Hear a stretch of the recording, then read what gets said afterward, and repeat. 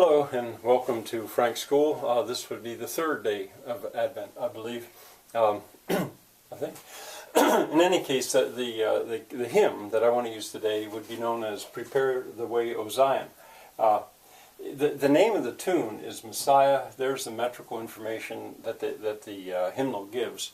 It's a Swedish melody, and I find that it is very Swedish myself. I'm half Swedish. My father was all Swedish, and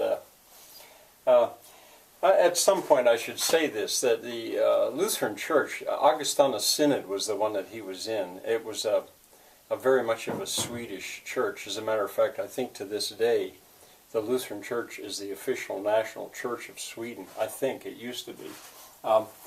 The Christmas music around there's a lot of really good Swedish Christmas music, I think, and I don't think I'm just prejudiced, but in any case, it was an old melody.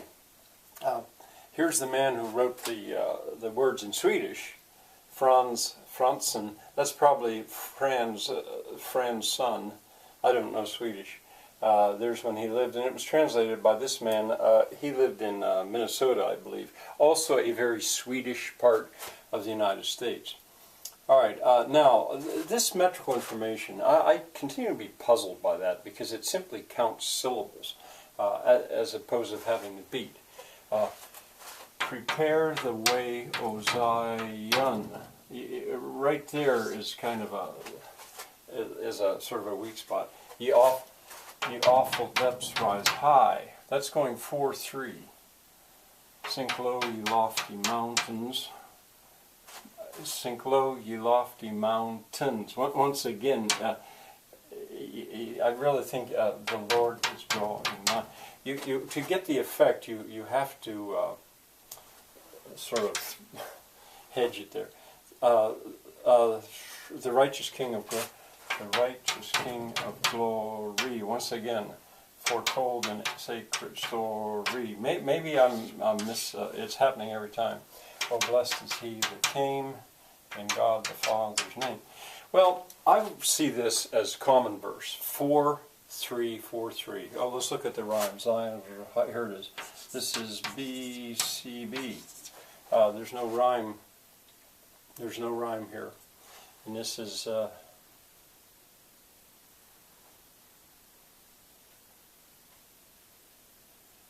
well, this would be DD, I guess.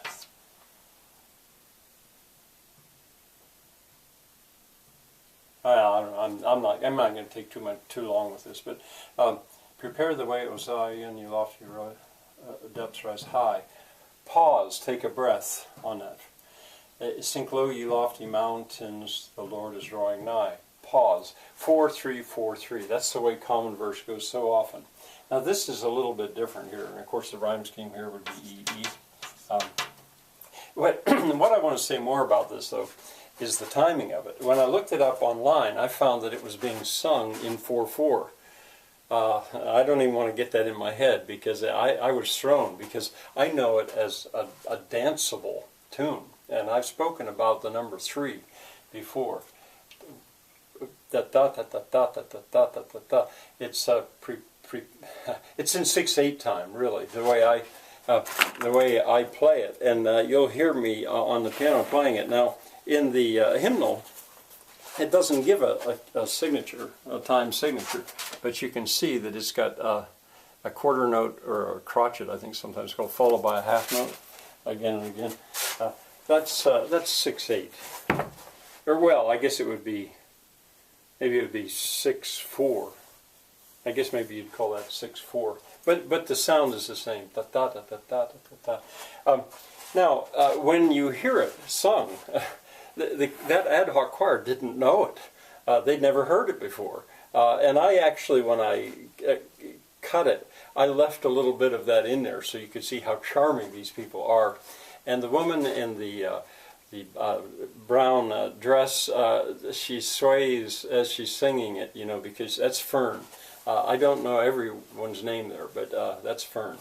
Married to the man beside her on the left, that's the preacher. And they're very good musicians. Well, anyway, now, so I think you'll enjoy that. I even let it at the end as they sort of laughed about how hard that was to sing a cappella. And I sang melody for a while, and then I went to bass. But anyway, here's the sentence I want to diagram. But this is puzzling here.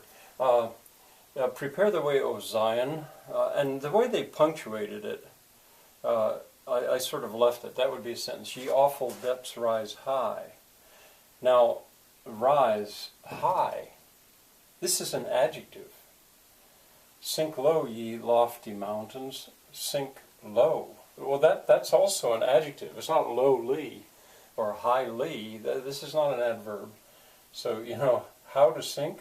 The Lord is drawing nigh. Well, I'm going to just take, I guess, well, and since there's a comma here, I guess you have to figure that the what's missing is the conjunction. So let me just, instead of doing this as a second clip, I think I can, I'll just start right here. And there you go. Try to diagram that if you want. Oh, and I should have said something about the vocabulary involved here. Oh, ye. I do want to say about ye. Ye is the second person plural, archaic. In English, we just say you, whether it's one or it's several. Now in local dialect, you'll say you or you'll say yuns, or in the south of the United States, you'd say y'all. But anyway, it's English has become simple that way. But there's the old form. The mountains is plural, so it's ye. Sink low. Well, ye lofty mountains. This is direct address. So ye.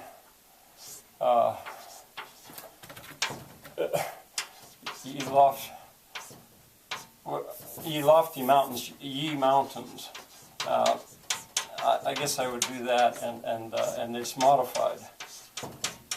But that's by itself because that's direct address. There's no predication here. Well, what to do? Sink. It's a command to them. Sink. Now, what to do with low?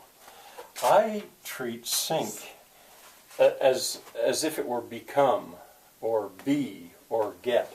I say here, since this is an adjective, sink low, become low.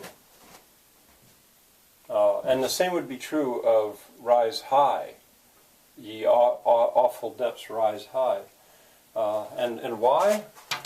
Well, because is missing, but here you would join it to simple predicate, Lord. The Lord is drawing.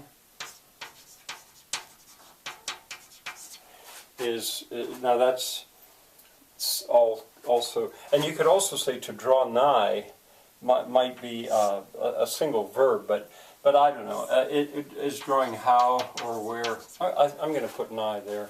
It's kind of interesting, and some of this stuff you could argue it if you wanted to. With diagramming, there's often not an absolutely perfect, only one way to do it. It depends what's in the mind of the speaker of the sentence and the hearer of the sentence. All right, well, go on to enjoy the ad hoc choir in the next video. See you tomorrow.